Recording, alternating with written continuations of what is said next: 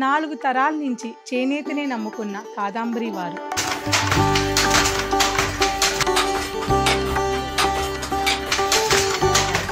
తొమ్మిది మంది మాస్టర్లు కలిసి తయారు చేసిన కాదంబరి చీరలు. అలాగే తక్కువ టైంలో మీ మనసుని దోచుకున్న కాదంబరి ఇప్పుడు ఇంకొక అడుగు ముందుకేస్తూ శ్రీరస్తు శుభమస్తు సేల్ని ఘన ప్రారంభం చేశారు.